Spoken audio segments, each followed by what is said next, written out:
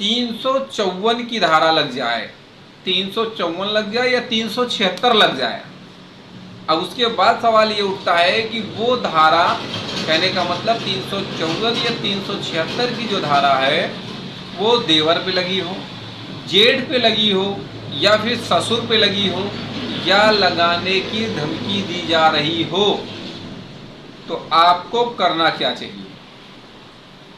देखिए, सबसे बड़ी बात तो जो ससुर हैं, देवर हैं, जेठ हैं, सबसे जो बड़ी बात है, ये तीनों बंदे घटना समय में थे कहाँ, पहला पॉइंट।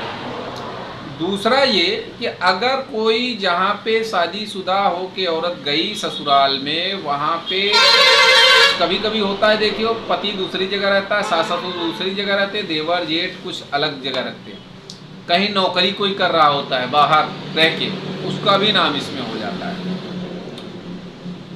तो बात सिर्फ आज इन्हीं तीन बंदों की कर रहे हैं, पति की नहीं, ससुर की, देवर की, जेठ की। पहला जो पॉइंट हमने बताया कि घटना स्थल पे थे या नहीं थे, घटना समय में ये तीनों बंदे मौजूद थे या नहीं। दूसरी बात, अगर नहीं थे तो कहाँ थे? भाई, उस जो घटना हुई, जब दहेज वाला मामला हुआ, जब 354 की बात आई या 376 की जब बात आई, तो उस समय जो लिखा है FIR में, वो कहाँ पे आप थे? नौकरी में थे, किसी कंपनी में थे, कहीं बाहर गए थे, रिश्तेदारी में गए थे, किसी शॉपिंग मॉल में गए थे, शहर बाजार गए थे, कहाँ गए थे?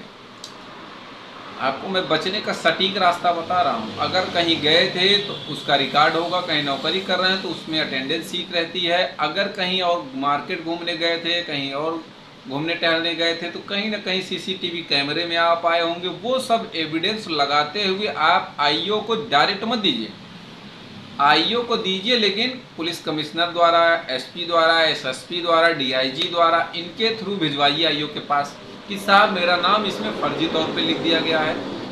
दूसरी बात ये, मेडिकल है या नहीं।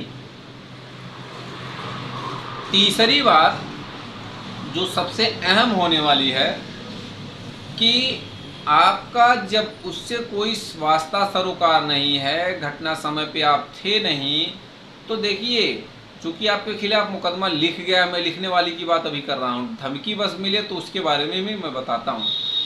तो सबसे पहला काम, आपको एंटीसेप्टिक ले लेनी चाहिए। अब देखिए, इस पर भी दो सवाल हैं कि कब एंटीसेप्टिक लेनी चाहिए, कब स्टे लेना चाहिए। तो आपको बता दें कि एंटीसेप्टिक बेल पहले ले लें ताकि वो हमेशा के लिए हो जाए। अगर आप स्टे लेते हैं, अगर स्टे रिजेक्ट हो जाता है तो गारंटी के साथ है, अगर आपके पास सबूत नहीं है तो आपका जो एंटीसेप्टिक है वो भी खारिज हो जाएगा। अगर सबूत है तो फिर आपको न एंटीसेप्टिक की ज़रूरत है, ना अरेस्ट स्टे की ज़रूरत है। सीधे जो हमने बताया वो एक लेटर लिखिए, लीगल वे में लिखना आना होता, अगर नहीं आता है तो आप वकील की मदद लीजिए, हमसे भी मदद ले सकते हैं। दूसरी चीज़ ये कि अगर कोई फिर से जानकारी छूट रही है, जानकारी लेना चाह रहे हैं, कोई आपका इसी तरह का प्रकरण है, तो भी आप फ़ोन कर सकते, कोई चार्ज नहीं लेता भैया फ़ोन से बात करने का। दूसरी बात ये, सारा सबूत लगा के आप दे देंगे तो आज थोड़ा चार्जशीट तक इंतज़ार कर सकते हैं।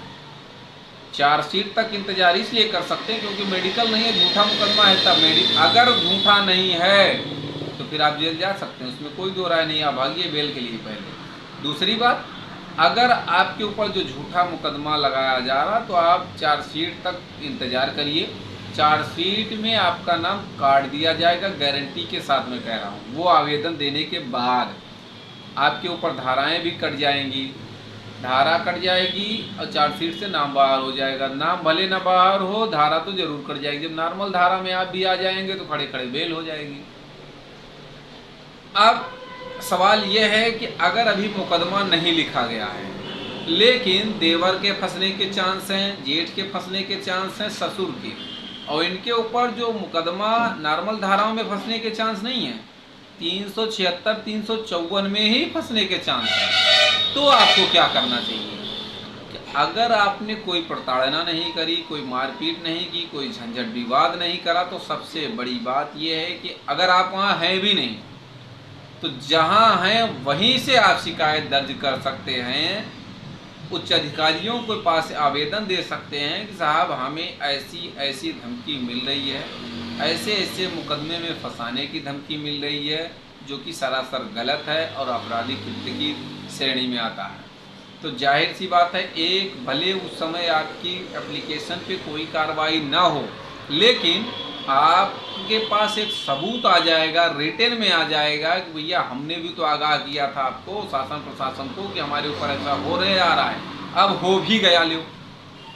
तो वो एप्लीकेशन आपकी समझिए कि 50,000 का काम करने वाली है। आप मुकदमे से बरी भी हो जाएंगे, मुकदमे से निकल भी जाएंगे, जेल भी नहीं जाएंगे, माने सारा फायदा आपको एक एप्लीकेशन मात्र से हो जाएगा।